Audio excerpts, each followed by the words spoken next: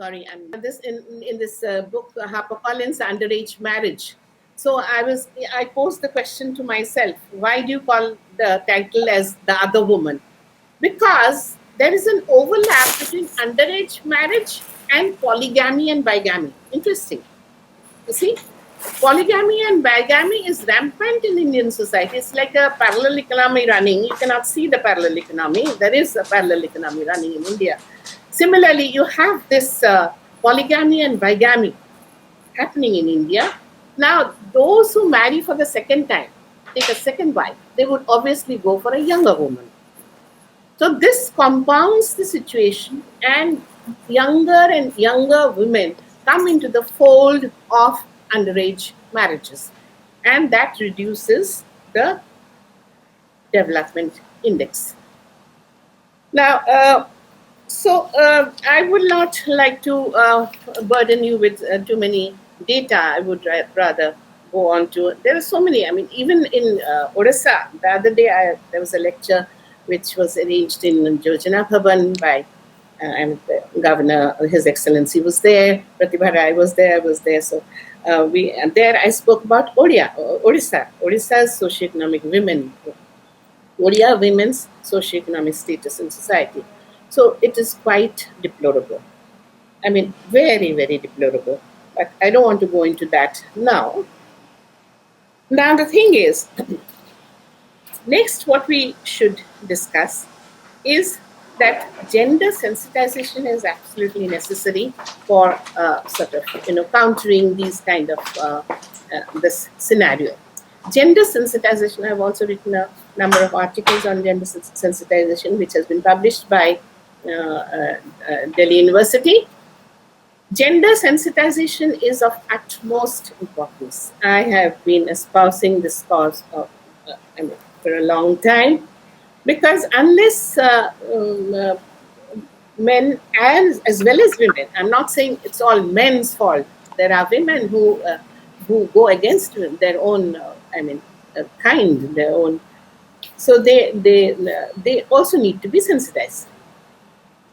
Now, there's something called, as you are all the erstwhile highly placed government officials, you all know about CSR, that is, you are very, very familiar. So I have coined this word called HSR, that is Human Social Responsibility. So more than CSR, if we could cultivate a sense of HSR, that is Human Social Responsibility, that would go a long way in ameliorating this condition that is being faced by our women. Now, I would like to say a couple of things, like this, the Afghani situation is going from bad to worse. This misogynist xenophobia is playing havoc with women and children. And they are the whole world, they are the most marginalized section of society. So we need to give it a deep thought as to how we can sort of ameliorate their socioeconomic status in society. Now, how much time do I have? Now I have to go to Fakir Mohan Senapati, and he's you can go to that now. Yeah. So Fakir Mohan Senapati, as you all know, in fact, you know more than me, I think. He was a social reformer, a staunch social reformer, and a hardcore feminist at that. So there are, we all agree that we have many feminists in our society. We have had like Ramon Rai, Ambedkar, then Govindra Phule. These are men, and women to बहुत ही हैं. Lopamudra Maitri of the Vedic age. Then we have Savitri Phule, Fatima Sheikh, Tarabai, Veena Majumdar, Tarabai Shinde, Veena Majumdar, B.B. Dalekar. All these were staunch feminists. Now, the first wave, I'm going through over the first wave of feminism because that has links with Fakir Mohan. In 1792, the first treatise was written by Mary Wollstonecraft. He has been mentioned by Amrita Sen many a times because she was the pioneer feminist in those days. That was the first wave in 1792. That was the early 19th and 20th century. Then second wave started in the 1960s and 80s, and the third wave in 1990s and 1980s. So it's a very recent kind of consciousness that has come up. I mean, it's not a very old kind of thing, feminism and gender equality. These are very recent kind of developments, which we need to be, they have to come of age. Whereas Fakir Mohan, if you go through his thing, you'll find that he paved the way for women's emancipation. The basic human dignity, he spoke about the basic human dignity. He was a humanist, as I have been telling all along. And basic human dignity, fundamental freedoms, patriarchal norms have to be, should not be allowed to overpower her. Her true identity stands compromised. These are the issues which he has taken up.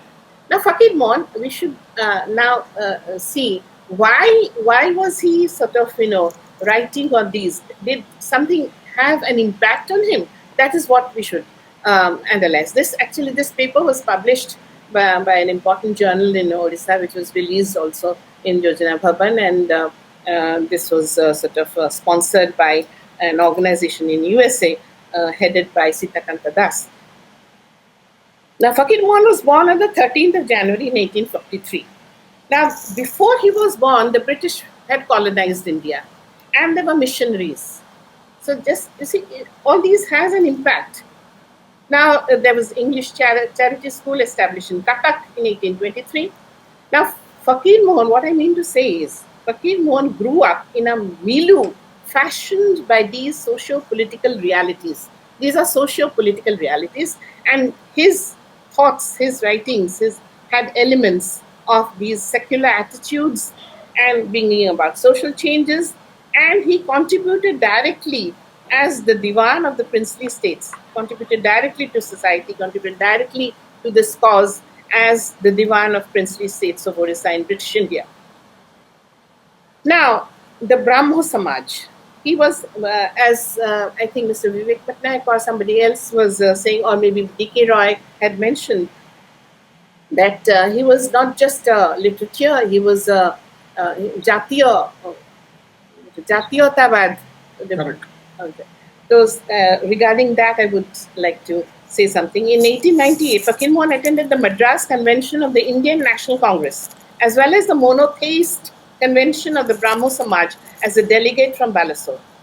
In 1917, Fakir Mohan presided over the annual conference of Utkal Sammilani, which had been set up earlier in 1903 to fight for the amalgamation of Odia-speaking tracts into separate provinces. Now, all these are common knowledge. Now, another thing which stands out in his case, Fakir Mohan's case, stands out prominently, that he came to draw on his language, which had Desoja and Tadbhava words, whereas other literatures, they used Tatsama words, which was Sanskritized. So his words, the words that he used in his writings, were mostly Desoja. Now that sort of, he could reach out to people probably because of that, because he spoke even Devi Patnaik used to say very nicely that Dandara Bhasa Tundoku Anichanti Fakir. So Devi Patnaik ji Achanti Bade Namaskar. So say Dandara Bhasa Tundoku Anivar Jo Katha to seta more sophisticated manner de Desoja kuajaise. Now, we come to his women in his writings. Now, first thing is Bharatavarsar Itihas. He wanted it to be a textbook, and he wrote that in 1869 to 1870, and it was published in 2 volumes. Now, sabutu maja katha hela सेठी से 1857 रे जो सिपाही विद्रोह ता विरुद्ध से स्वरोत्तरण माने कही माने he was critical about people, creating so much of ruckus in the society. It was perhaps not needed. Because it was, as you all know, 1857 to the religious undercurrent thila 1857 revolt se jo paiko man se sipahi mane jo goru chamra ro eta they had to bite before they triggered off or whatever. So jo Hindu Muslim ro itla so because of that maybe he was critical of this revolt, that why should people create so much ruckus in society for on religious grounds. Whereas, on the other hand, he was very appreciative of Rani Jhansi. And he came out, Lakshmi Bai, for her bravery and valor. So, women and the feministic ideas of his are all very prominently, they, come out in his writings. So, dressed in male attire, and then we have the next book, that is Lakshma. Lakshmare, we have this the Rajput lady Lakshma, driven by exigency, fought the Marathas. But Fakir Mohan goes on to add that later, however, Lakshma's personality undergoes transformation after reunion with her husband. Now here, the point to be noted is that he's not one-sided in his, depiction of a character, a woman's character. He also says they're vulnerable. After all, women, why will women, even men, are vulnerable? You cannot expect them to stand, steady on one ground for years together. I mean, she did her bit. She fought very bravely. But then when it came to, her family, she retreated into a shy, compliant, and passive creature. So, the real picture was brought out, and the vulnerabilities were brought out.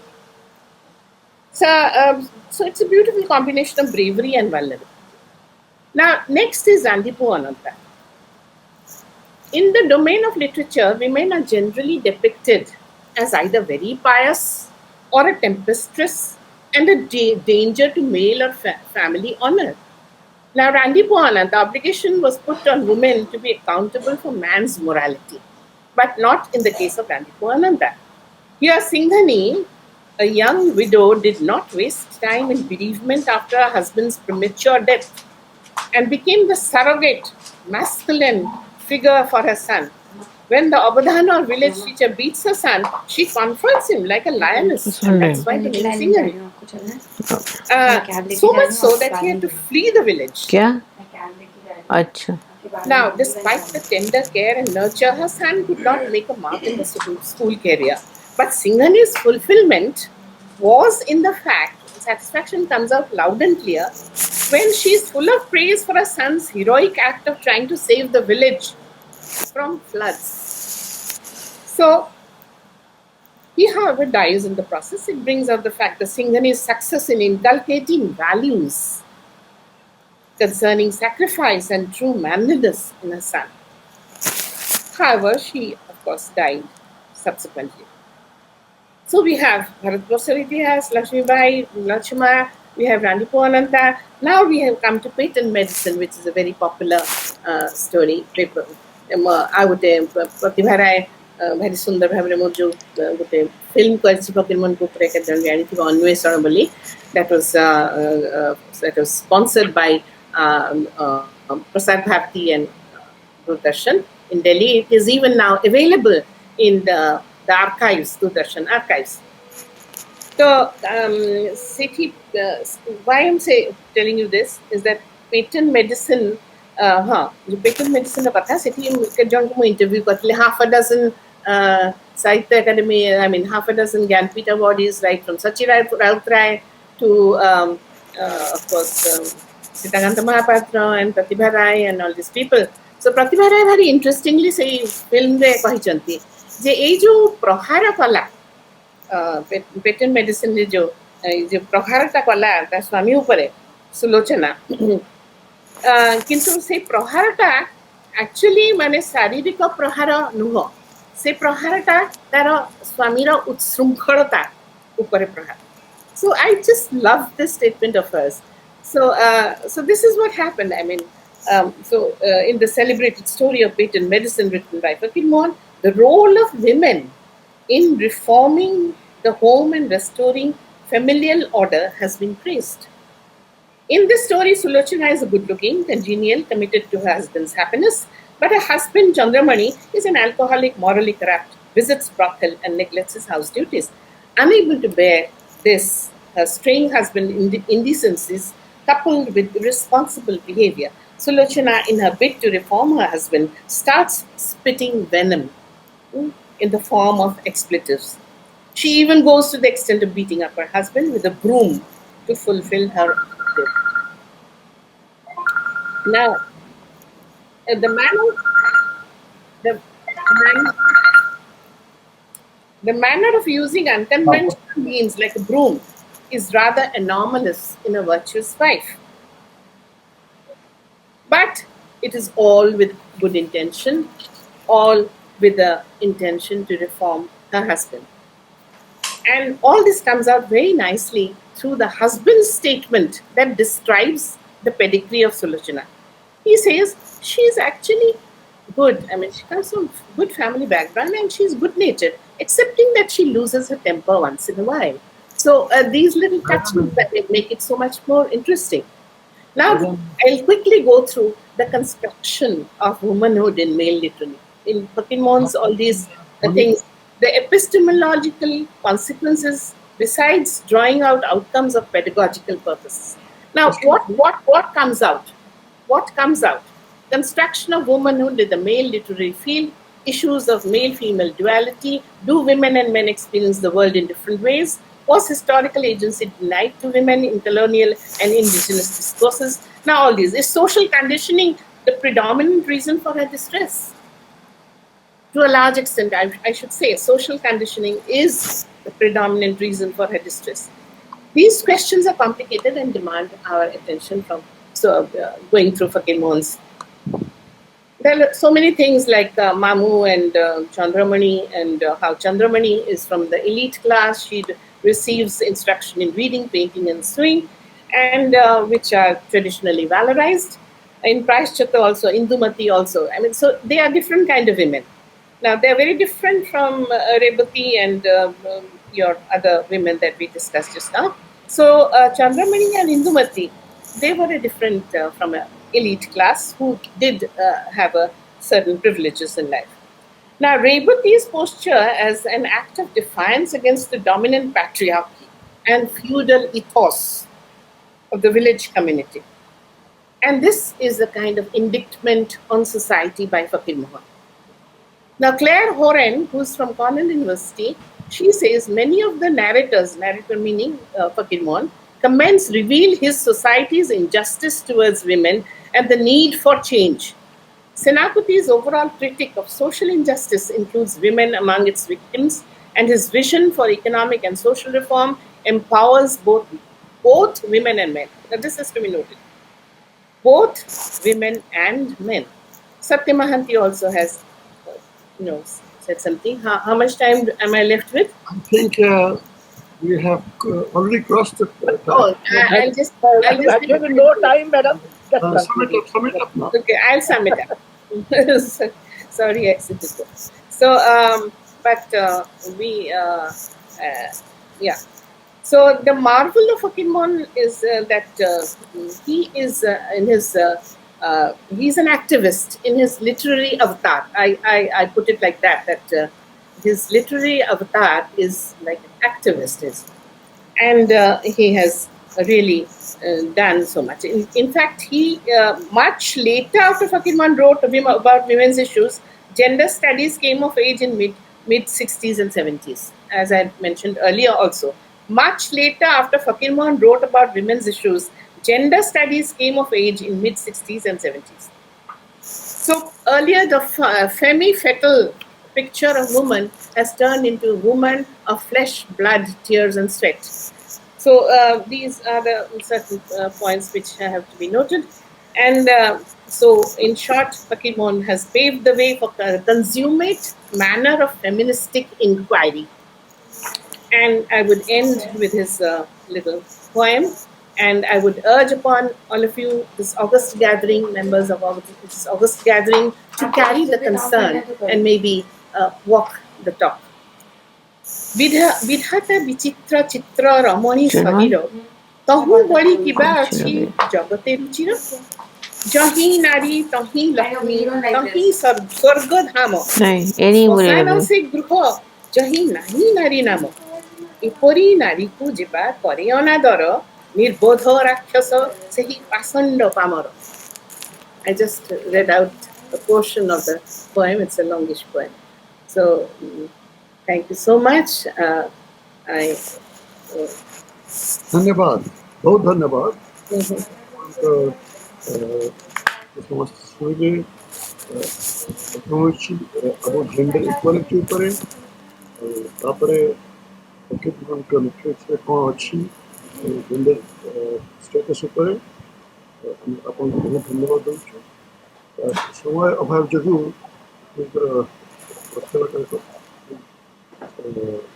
प्रश्न पड़ना मोर chat box ताहले मैं भाबुछु श्रीमती मोहन विश्व 25 minute पर्यंत बहुत धन्यवाद. ना मु अनुरोध करी संघमित्रा